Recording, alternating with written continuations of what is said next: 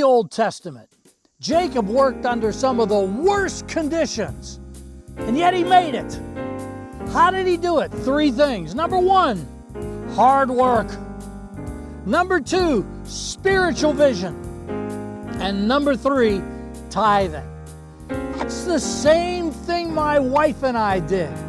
We lived for decades lower middle class, paycheck to paycheck, hand to mouth, and yet we made it.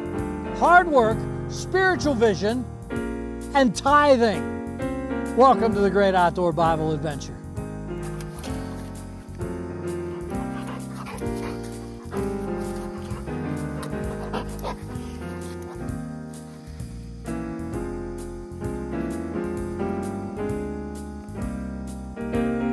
All right, we're going to look at hard work. And I'm opening up this video next to this hay bale. Because does anybody work harder than a farmer? And yet, you don't see very many farmers here in PA running around in new Cadillacs or BMW. Let's look at what Jacob said about hard work. In Genesis 31, verses 6 through 7, Jacob, talking to his wives, says this, "You know that I've worked for your father with all my strength. You know that I've worked for your father with all my strength, yet your father has cheated me by changing my wages 10 times. Every time Jacob seemed to be on the rise, his father-in-law Laban would rearrange the situations to sink him back down. Jacob's whole life seemed to be on the rise, boom, on the rise, boom, on the rise, boom. Hard work. It's not always rewarded by a lot of money. But, Christian, your life is not defined, the value of your life is not defined by your paycheck, and it's not limited to this world. Let's look at what the New Testament says about hard work. All right, hard work in the New Testament. Ephesians chapter 6, verses 7 and 8. And I'm going to read out of the NLT, the New Living Translation. It says, work with enthusiasm. Sometimes it's pretty tough. You know, if your working conditions are pretty tough, I was a night shifter, and sometimes, oh man, you're dragging yourself. Work with enthusiasm, as though you were working for the Lord, rather than for people, because you are.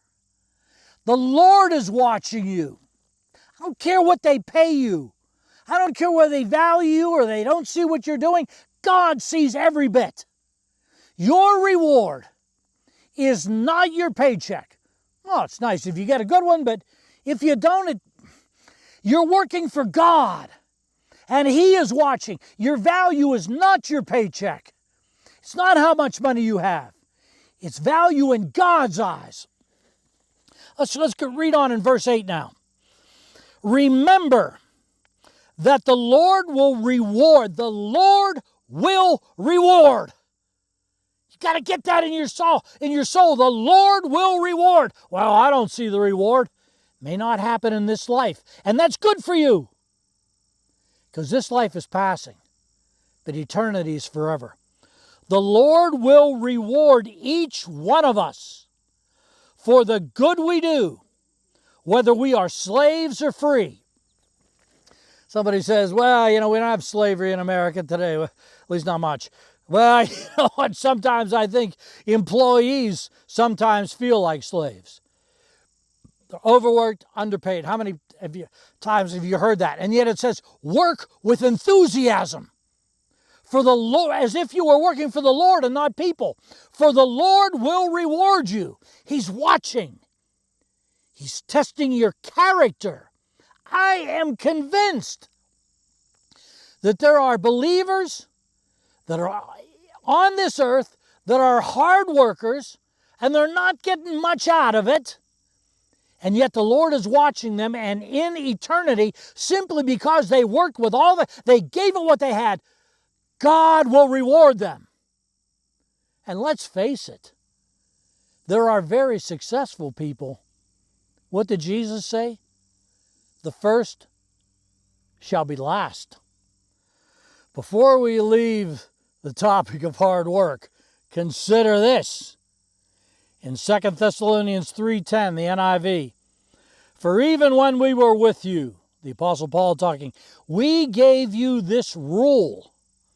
If a man will not work, he shall not eat.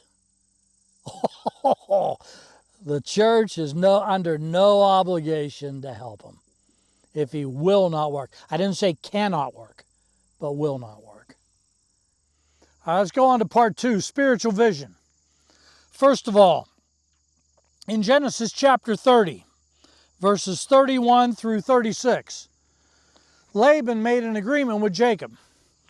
Said, look, your inheritance, your pay, is going to be all of the goats and the sheep that are speckled or spotted. And then Laban stole all the males that were speckled or spotted, leaving Jacob in seemingly an impossible situation. But let's see what happened with Jacob. In Genesis 31, beginning at verse 10, in breeding season, I once had a dream. It's a spiritual dream given by God, in which I looked up and saw that the male goats mating with the flock were streaked, speckled, or spotted. But they weren't in the physical realm. Laban had stolen all those. But God came to Jacob and said, I want you to see with spiritual eyes. Though the deck is stacked against you in the natural, it is not in the spiritual. Reading on, the angel of God said to me in a dream, Jacob. And I answered, here I am. And he said, look up and see. Look up and see, spiritual vision. That all the male goats mating with the flock are streaked, speckled, or spotted. For I have seen all that Laban has been doing to you. Can you believe that for your life? Do you think that the deck is stacked against you? That you're never going to make it? Do you think that this dream is only for Jacob? Isn't it for us? For the Lord is no respecter of persons. You got to see with spiritual vision.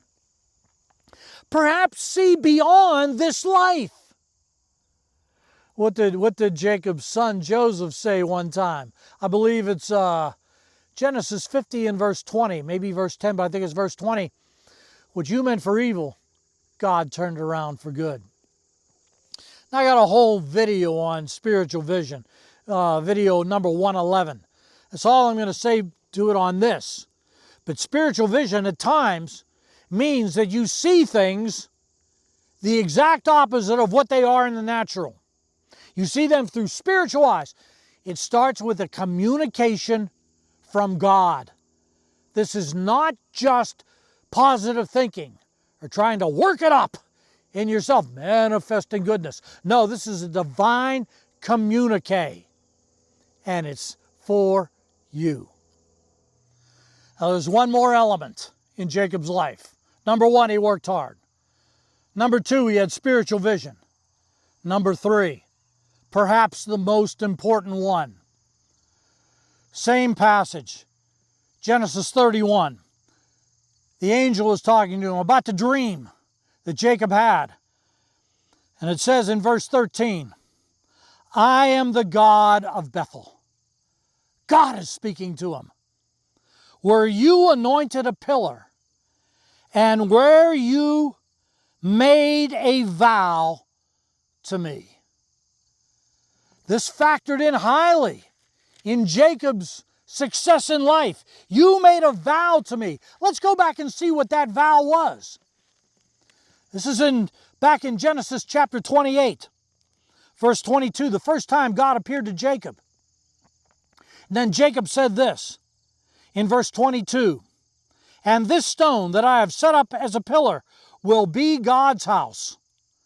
And of all that you give to me, all that you give to me, I will give you a tenth. That's a tithe. Jacob said he was overwhelmed by the presence of God. And in the presence of God, it just came out of him. There was no law of Moses at that time mandating a tithe. Jacob had an encounter with God. And when he had an encounter with God, it just came out of him. I've got a tithe. I'll give you a tenth of everything I get. That's why people tithe to this day. Why my mother and dad taught me tithing. Because the presence of God. And Jacob tithed through all those times when Laban was cheating him. He was tithing. His stock would rise, and then Laban would shoot it down. Stock would rise, Laban would shoot it down. But he was tithing, tithing, tithing. And what did God say to him? Let's go back to that dream in chapter 31, verse 13. I am the God of Bethel. Bethel meaning house of God. Where you anointed a pillar, and where you made a vow to me. Praise God, from whom all blessings flow. I thank God for my mom and dad in heaven that taught me how to tithe. It's been the bedrock, one of the bedrocks of my life, of my finances. All those years, those decades of living hand to mouth. Give the tithe, give the tithe, give the tithe. Why? Because I had to? I wanted to. Because God was my priority. And the gospel means everything. How can I take my tithe and spend it on myself when people are lost and going into hell? When Jacob needed the blessing, it was there. Because the angel said, I've seen what Laban's been doing to you, and I saw that vow. Of all that you give me, I will give you the tenth. And then when Jacob really needed it, God was there for him. I would urge you, in life, do those three things. Work hard. Have spiritual vision. Don't see yourself as a loser. Don't see yourself as somebody that no one values. God values you. And don't define your life by this life. You're going to heaven, and that is where the rewards are. And then number 3, of all that you give me, I will give you the tenth. If you've never tithed before, start it now. Go to a church and find a good church and give it there. There's other places. You can give it somewhere in the gospel. Well, this concludes this episode of the Great Outdoor Bible Adventure. God bless you. We'll put up a couple videos. One of them will be 111, and you can click on that for more on spiritual vision. God bless you. Have a great day.